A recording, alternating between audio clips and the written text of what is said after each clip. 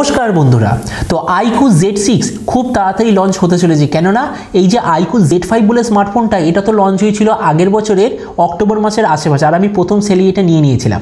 তো এবার যে IQOO Z6 টা যে আসতে চলেছে এটা অলরেডি BIS সার্টিফিকেশন সাইটে এসে গেছে, তার মানে হচ্ছে আগামী এক মাসের মধ্যে এটা আসতে চলেছে।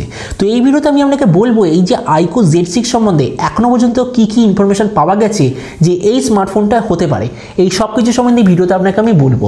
তো চলুন শুরু করা ভিডিওটা কোনো সময় নষ্ট না করে আপনি যদি গ্যাজেটাল বাংলা চ্যানেলে প্রথমবার আসেন আর এরকম বাংলা টেক ভিডিও ডেইলি দেখতে চান তাহলে গ্যাজেটাল বাংলা চ্যানেলটা সাবস্ক্রাইব অবশ্যই করে নেবেন। তো প্রথমে আমরা আলোচনা করব এটা ডিজাইন সম্বন্ধে। এবার দেখুন স্মার্টফোনটার নাম হচ্ছে IQOO Z6, তার মানে যে অরিজিনাল IQOO Z5 লঞ্চ হয়েছিল তার চেয়ে খুব একটা বেশি ইমপ্রুভমেন্ট থাকবে না, মানে ডিজাইনটা প্রায় আগের বারের মতোই হবে। তো এই স্মার্টফোনটার থিকনেস হলো 8.5 মিলিমিটার আর এর ওয়েট হবে 195 গ্রাম। ডিসপ্লের দিক থেকে আপনি নিতে পাবেন 6.67 inch full HD plus 120 hertz IPS LCD display. এতে আপনি পাবেন 300 হার্জের টাচ স্যাম্পলিং রেট। এর ডিসপ্লের প্রোটেকশনটা হবে পান্ডা গ্লাস প্রোটেকশন। এতে আপনি পাবেন 650 নিটসের ম্যাক্সিমাম ব্রাইটনেস আর এর ডিসপ্লেটা হবে HDR10 সার্টিফাইড ডিসপ্লে।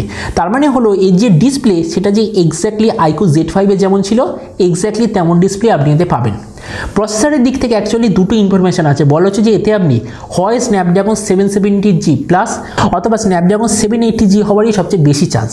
আর তার সঙ্গে অবশ্যইভাবে IQOO যেটা মেন স্পেশালিটি সেটা হলো খুব দারুণ কোয়ালিটির কুলিং সিস্টেম আপনি এতে দেখতে পাবেন। তবে এবারে যে মেন ইমপ্রুভমেন্ট সেটা হতে চলেছে এর ক্যামেরা, কেননা এতে আপনি পাবেন 50, 8 আর 2 মেগাপিক্সেলের ব্যাক ক্যামেরা, তার সঙ্গে 16 মেগাপিক্সেলের ফ্রন্ট ক্যামেরা। এই স্মার্টফোনটা এবারে টোটাল 3টে ভেরিয়েন্টে লঞ্চ হবে, যেটা হচ্ছে 8 128GB, 8 256GB আর 12 256GB। এর র্যামের কোয়ালিটিটা হবে LPDDR5 আর এর মেমোরি কোয়ালিটিটা হবে UFS 3.1। আর তার সঙ্গে আপনি অবশ্যইভাবে কোনো ধরনের SD কার্ডের স্লট দেখতে পাবেন না। আর আগেরবারের মতো এবারেও আপনি র্যামের সঙ্গে 4GBর ভার্চুয়াল র্যামের অপশান দেখতে পাবেন। ব্যাটারির দিক থেকে বলা হচ্ছে যে এবার আপনি পাবেন 4500 mAh ব্যাটারি, তার সঙ্গে 55 ওয়াটের চার্জার। আর যে কানেক্টিভিটি সেটা আপনি পাবেন USB Type-C। অডিওর দিক থেকে আগেরবারের মতোই এবারেও আপনি পাবেন ডুয়েল স্টেরিও স্পিকার।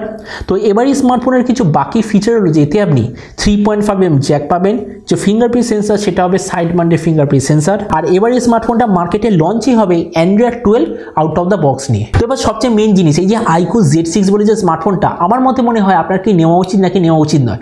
তার মানে দেখুন এখনো পর্যন্ত যে ইনফরমেশন এসছে আগেরবারের থেকে রিফ্রেশ রেট মানে হচ্ছে টাচ স্যাম্পলিং রেট সেখানে একটুখানি আপডেট, প্রসেসরটা একটুখানি আপডেট, যে ক্যামেরা তাতে কিছুটা আপডেট আর যে চার্জিং সিস্টেম তাতে কিছুটা আপডেট। আর এই চারটে জিনিস ছাড়া কোনো কিছুতে আপডেট নেই, মানে এটা হচ্ছে নর্মাল রিউমার এটাই এসছে।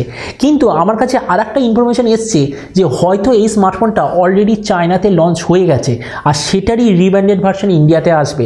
আর চায়নায় যে স্মার্টফোনটা লঞ্চ হয়েছে ওটার নাম হচ্ছে IQOO Neo 5S। সেই দিক থেকে যদি ইনফরমেশনটা সত্যি হয় তাহলে ওই যে চায়নাতে যেটা লঞ্চ হয়েছে IQOO Neo 5S বলে স্মার্টফোনটা সেটা একটা খুবই ভালো স্মার্টফোন হবে 25,000 টাকার আশেপাশে। তো ওই জন্য ভিডিও লাস্টে আমি আপনাকে এটাই বলবো, যদি প্রথমের ইনফরমেশন অনুযায়ী আমি যেটা ভিডিওতে এতক্ষণ ধরে বললাম যদি IQOO Z6 এর স্পেসিফিকেশন যদি এক্স্যাক্টলি ওরকম হয় তাহলে আমার মতে মনে হয় আপনার আপডেট করার বা ওই স্মার্টফোনটা নেওয়ার অত বেশি আমার মনে হয় না মিনিং হবে।